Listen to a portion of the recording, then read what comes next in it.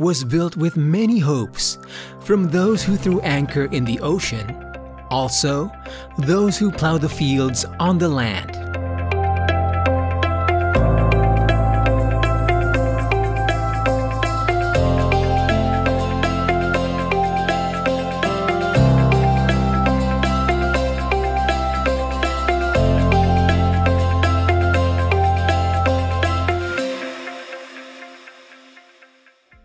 Halo Sobat INVEST, ketemu lagi di Ngopi, Ngobrol Pintar Investasi bersama PT CGS CIMB Sekuritas Indonesia. Nah, di kesempatan kali ini kita kedatangan tamu yang sangat spesial dari PT Daya Mitra Telekomunikasi atau lebih dikenal dengan Mitratel. Halo, apa kabar Pak Andi? Baik, terima kasih Mas Mino.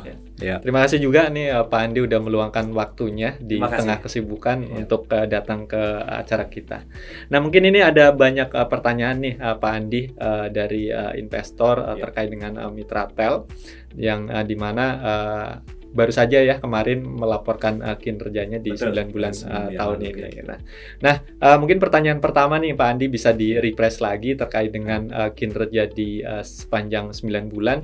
Ini pencapaiannya seperti apa ini Pak Andi? Baik, terima kasih Mas Mino. Jadi kalau kita lihat kinerja Mitratel ya di 9 bulan pertama tahun ini, ya, kita lihat parameter keuangan utama ya, sebagai contoh revenue kami berhasil tumbuh 11,9% ya. Dari sisi earnings ya, EBITDA tumbuh hampir 15%, 14,8%, dan laba bersih kami bisa tumbuh 16,6%. Jadi kalau kita bandingkan dengan industri tahun ini, kami memperkirakan tumbuh hanya mungkin sekitar mid single digit atau 5-6%. Artinya Mitratel berhasil tumbuh agak jauh nih di atas industri. Kalau kita lihat lebih detail gitu ya, apa yang menjadi pendorong pertumbuhan Mitratel sepanjang tahun ini, kami punya dua pendekatan, yaitu secara organik maupun secara inorganik. Kalau kita lihat tahun ini ya, tower leasing yang menjadi bisnis utama kami ini tumbuh 13% lebih, jadi lebih tinggi dari pertumbuhan konsolidasi Mitratel. Selain pertumbuhan secara organik, ya kita membangun tower, kita mendapatkan co-location dari tenant-tenant, kita juga melakukan kegiatan inorganik. Ya, kalau Mas Mino ingat, di bulan Maret kemarin kita mengakuisisi ya hampir 1.000 tower milik Indosat waktu itu, IOH ya. Kemudian kita juga melakukan akuisisi dari XL dan beberapa tower dari private company. Nah, ini menjadi pendorong pertumbuhan kami ya tahun ini dari bisnis penyewaan menara atau tower leasing. Selain itu kami juga mulai mengembangkan atau berekspansi ya ke adjacent business atau area-area di ekosistem tower. Sebagai contoh adalah fiber optik. Jadi mulai tahun lalu Mitratel sudah masuk ya. Tahun ini kami lebih agresif lagi dan hingga September kemarin kita sudah punya 29.000 km fiber optik. Jadi fiber optik ini penting bagi klien-klien kami, akan memberikan experience yang lebih baik bagi pelanggan end users klien kami. Basically fiber optik ini bisa memberikan kualitas dan kapasitas connectivity yang jauh lebih baik dibandingkan katakanlah misalnya microwave ya, itu lebih baik. Oke, menarik sekali ya Sobat INVEST jawaban dari Pak Andi. Tapi tentunya kita akan menggali lebih jauh. Nah, pertanyaan kedua nih Pak Andi, gimana sih strategi Mitratel untuk mencapai target kinerja keuangan yang tentunya sudah ditetapkan oleh perseroan gitu. Sebenarnya tadi udah sedikit disinggung, tapi mungkin Pak Andi bisa menjelaskan lebih detail lagi. Tadi dari sisi keuangan gitu ya, tentu yang menjadi driver adalah dari sisi operasional gitu ya.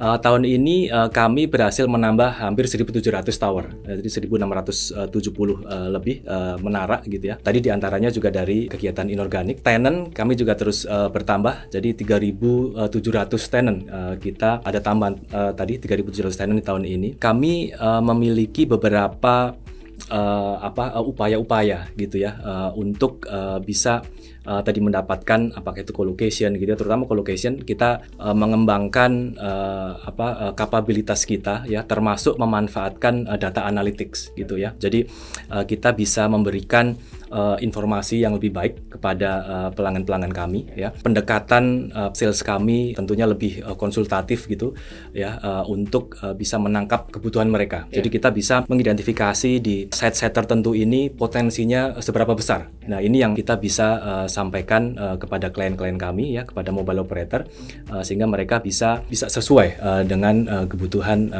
para operator tersebut.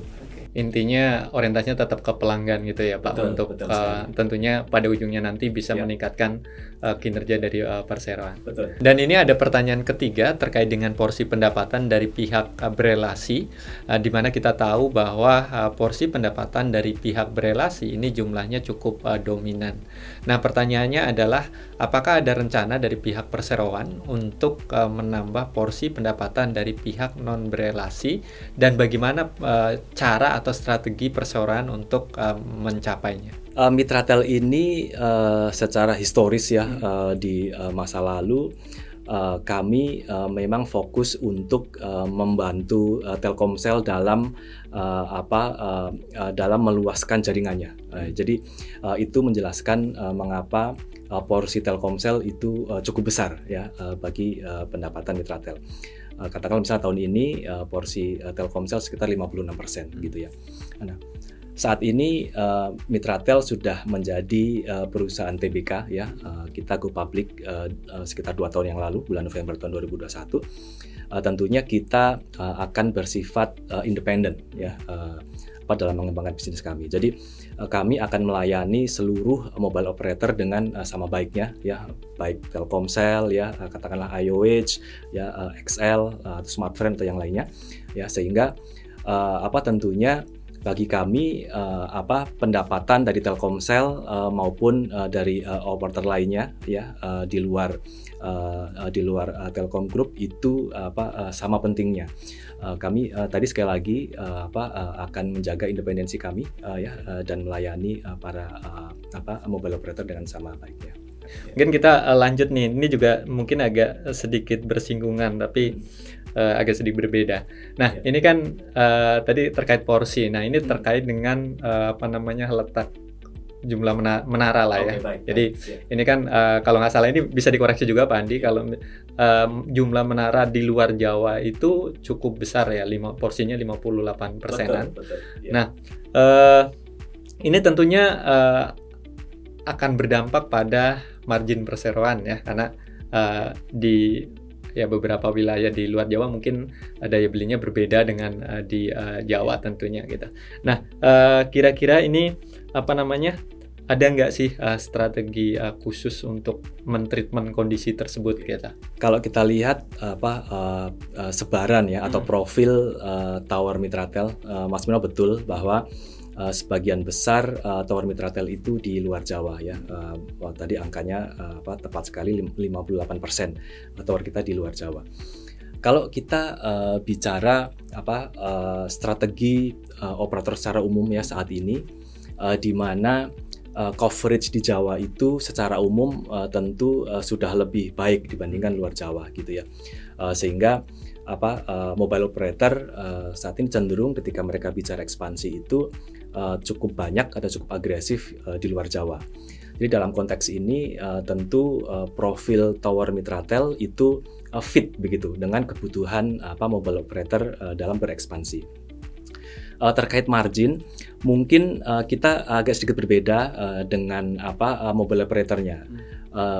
Mungkin kalau tadi Mas Mino sampaikan ya daya beli dan sebagainya, pengaruh langsung dari daya beli masyarakat mungkin terhadap mobile operator.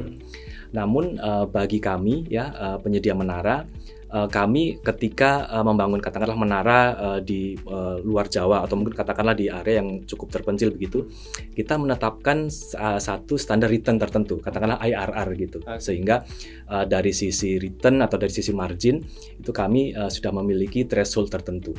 Ya, jadi baik di Jawa maupun di luar Jawa, saya rasa dalam hal margin comparable gitu katakanlah, karena kami memiliki tadi ya tingkat return tertentu. Oke, thank you Pak Andi untuk penjelasannya.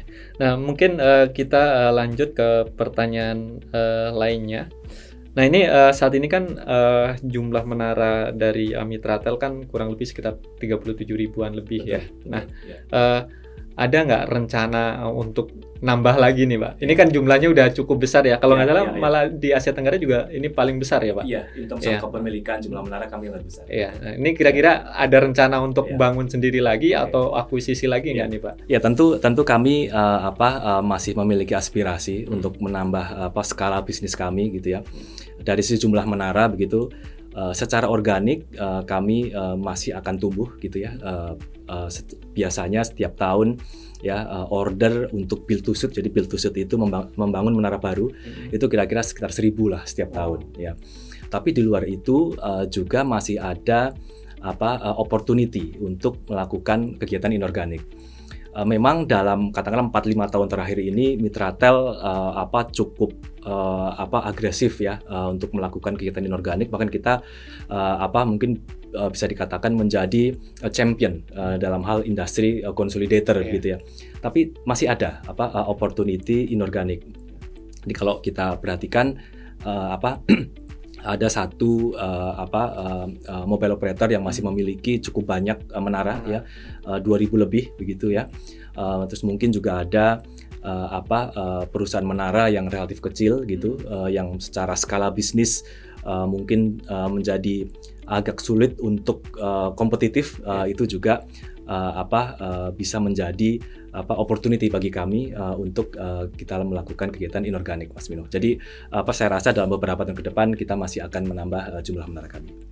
Nah ini pertanyaan terakhir nih Pak Andi. Nah selain menara dan mengembangkan infrastruktur menara dan jaringan fiber optik, ini perseroan juga tentunya terus berupaya untuk mengoptimalkan produktivitas asetnya ya. Nah ini kira-kira strategi apa lagi nih Pak yang mungkin ditempuh oleh perseroan? Memang setelah kami memperbesar skala bisnis gitu ya, membangun menara, melakukan akuisisi begitu, strategi berikutnya tentu adalah memonetisasi aset itu. Dan bagi penyedia menara seperti kami, salah satu cara untuk memonetisasi aset tentunya dengan menambah kolokasi, tenancy ratio. Ya, saat ini tenancy ratio kami sekitar 1,5 kali ya. Tentu kita ingin terus meningkatkan tenancy ratio dengan menambah tenant-tenant baru di tower-tower kami ya, sehingga tenancy ratio dapat terus meningkat, yang artinya margin bisnis kami juga akan semakin meningkat ya. Dari tadi kita juga memiliki fiber optik hampir mirip dengan tower ya. Di fiber optik ini juga bisa kita upayakan untuk menambah tenant-tenant baru ya. Istilahnya kalau di fiber optik itu billable length gitu. Jadi mirip dengan kolokasi. Ini juga satu opportunity juga bagi kami, karena kebutuhan mobile operator untuk menggunakan fiber optik ini semakin besar. Tadi karena kualitas connectivity-nya menjadi jauh lebih baik.